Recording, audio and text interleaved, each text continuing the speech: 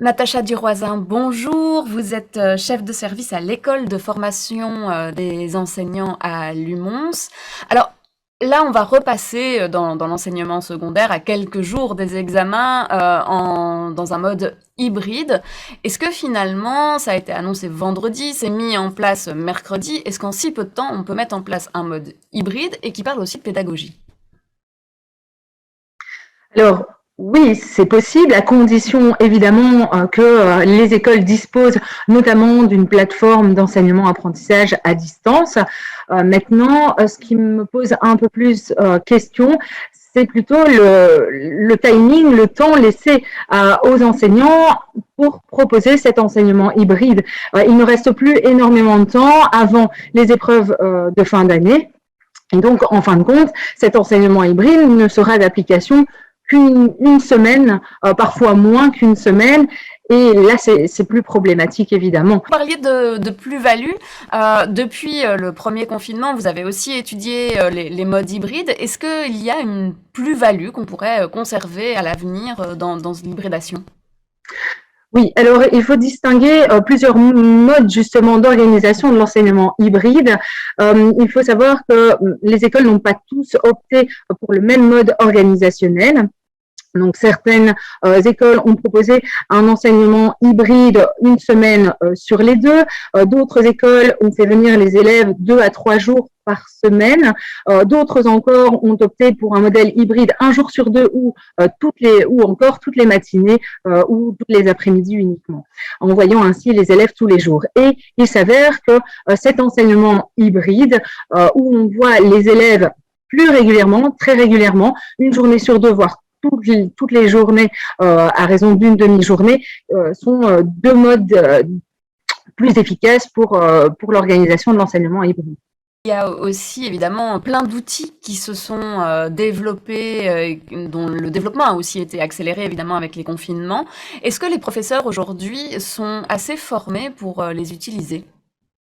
Alors, véritablement, hein, surtout après le premier confinement, en mars 2020, les enseignants se sont davantage formés. Alors, beaucoup ont recouru à la pratique autodidacte, donc ils ont appris par eux-mêmes à justement utiliser les outils numériques. Pour d'autres, ils se sont mis en groupe pour voilà, apprendre en groupe l'utilisation des outils en réfléchissant aux utilisations pédagogiques de ces outils. D'autres encore ont suivi des formations dispensées par plusieurs organismes.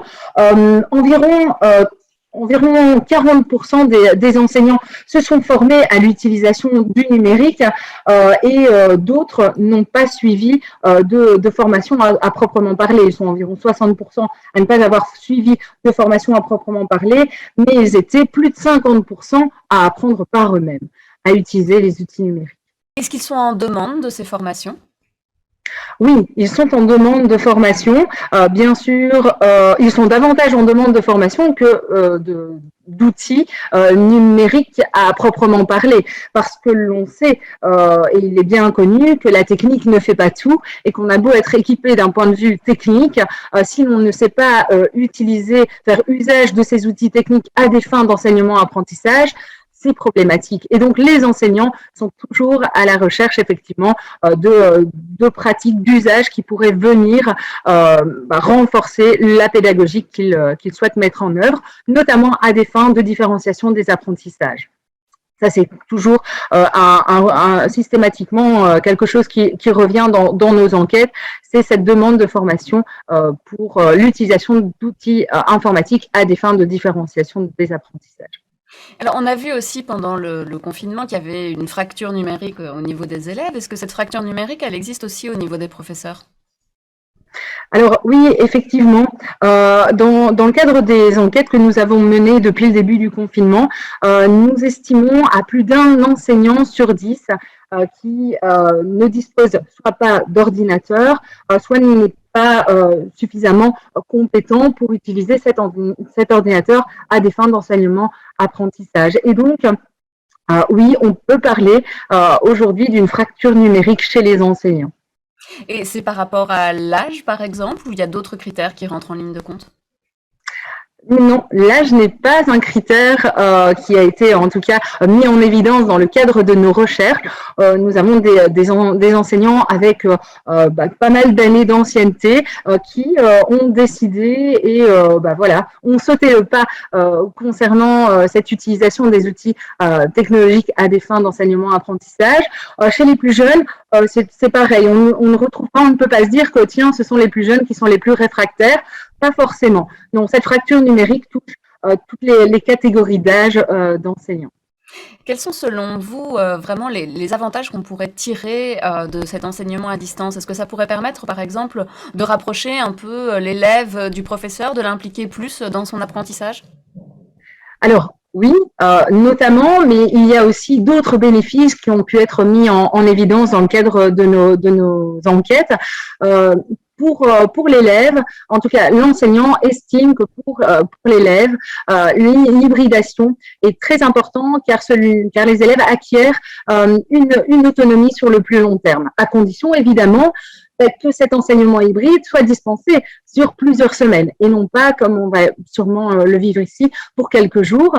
Bien sûr, le gros avantage est aussi eh bien, le développement de compétences numériques chez les élèves, car encore une fois, on a tous cette impression que les élèves sont ultra connectés, qu'ils gèrent à merveille l'utilisation des outils numériques. Oui, ils gèrent à merveille certaines applications, mais pas forcément des applications à des fins d'enseignement-apprentissage. Et donc, il a fallu aussi que les élèves soient formés à utiliser des plateformes spécifiques, qu'ils soient formés aussi à l'envoi de courriels, ce qui n'était absolument pas le cas pour certains. Donc là aussi, les pratiques ont pu être diversifiées et les enseignants ont souhaité et ont formé leurs élèves à cela, à ces compétences qui leur seront évidemment utiles pour les prochaines décennies et pour leurs futures études. Alors, il y a aussi, grâce à l'hybridation, davantage de soutien individualisé et un contact qui peut être plus rapproché, notamment avec les familles. Donc voilà, ce sont quelques bénéfices de l'enseignement hybride. Natacha Duroisin, je rappelle que vous êtes chef de service à l'école de formation des enseignants à Lumons. Merci pour cet entretien.